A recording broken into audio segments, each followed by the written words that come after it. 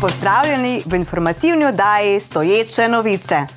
V zadnjem času pogosto slišimo besedno zvezo, da pride čas, ko bomo živeli v drugačni demokraciji. Pogosto slišimo tudi, da živimo v neke vrste fašističnem sistemu, da smo zatirani, ogroženi in v času širjenja okužb s koronavirusom ne smemo protestirati.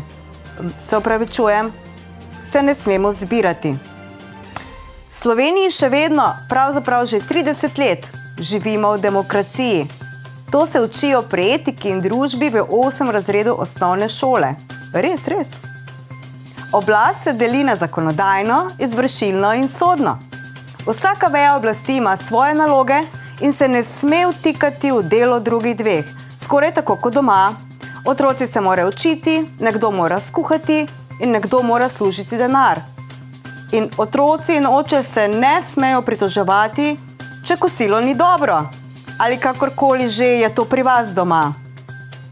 Zakonodajno oblast predstavlja parlament, ki sprejema zakone. Seveda takrat, ko se ne odloči ne sprejeti dnevnega reda, da mu zakonov ni treba sprejemati.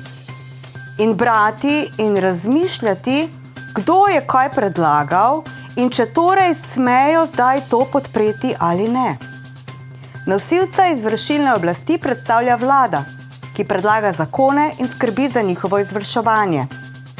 Sodno oblast pa izvršujejo sodišča, ki odločajo o posameznih kršitvih zakonov in podzakonskih aktov. In teh imamo v Sloveniji res veliko. Podzakonskih aktov mislim. Vse 3 veje skupaj so oblast. 3 veje so namenjene temu, da se oblast ne more strniti v eni osebi. Torej res ni vsega kriv predsednik vlade? What? Resno? To sem se naučila v času šolanja na daljavo, poleg osmošolca za test iz etike in družbe. So don't you salt my mind now, okay? Poleg teh 3 imamo pa še 4. neuradno vejo oblasti. To smo pa mediji. Teoretično smo resnicoljubni, neodvisni in objektivni. Praktično pa smo vsi samo ljudje, ki subjektivnega pristopa ne moremo izklopiti. Vsi smo odvisni tako od financ kot od bralcev, poslušalcev, gledalcev, ker če jih ni, smo nepotrebni.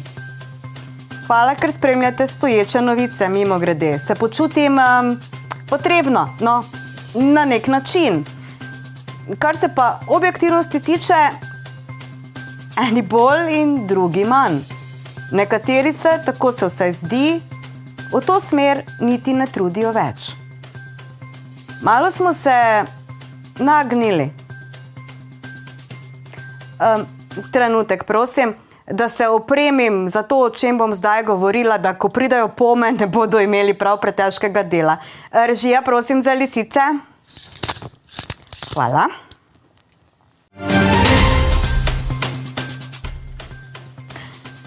Dr. Žiga Turk je na omizju v medijih, ki ga je organiziralo gibanje Povežimo Slovenijo, dejal, da je medijski prostor v Sloveniji nagnjen v levo. Zdaj, v tej pozi bi vam res težko razložila, o čem vse točno je govoril, zato vas prosim, ukolikor vas zanima, da si o tem preberete v spletnem časopisu Slovenec. Priporočal je tudi, da je dobro, da ljudje spremljamo več različnih medijev in smo tako izpostavljeni poročilom z različnih strani. Tako potem lažje izluščimo resnico. Od zdaj naprej, preden greste na izlet, preverite vreme vsaj na 3 kanalih. In za vsak slučaj vzemite s seboj še kaj za preobleči in pelerino, pa kremo za sončenje, saj človek nikoli ne ve, kaj bo rabil. Aja, pa klopi so že nazaj, tako da še nekaj proti klopom vzemite. Še posebej, če niste cepljeni. Proti klopom, mislim. Mediji so v Sloveniji vsaj po mojem mnenju svobodni kot še nikoli. Razen tega, da se sedaj bojda ne smem zrediti, ker sem voditeljica. Vsak lahko napiše ali pove, kar želi. Celo ko policija prosi, naj ne poročajo o tem ali drugem, ker preiskava še poteka, bodo nekako zvrtali ime in priimek človeka, preden mu je kaj dokazano. In ga bodo medijsko ubili, če treba, za čast in slavo, za bralce in poslušalce seveda. Večji bodo manjšim pokradli novice in jih poobjavili, celo brez navajanja avtorja in vira. Na sodišča predstavniki medijev načeloma ne hodijo, z izjemo Bojana Požarja. Za medijske uboje in umore posameznikom načeloma ne odgovarjajo. Za širjenje lažnih novic prav tako ne. Je pa res, da je to svobodo kdaj pa kdaj težko financirati. Modra misel za danes. Ponavljajoča laž še ni resnica in znanje še ni modrost. Hvala, Vitomir. Manj se jezite, več se smejte in verjemite po pameti.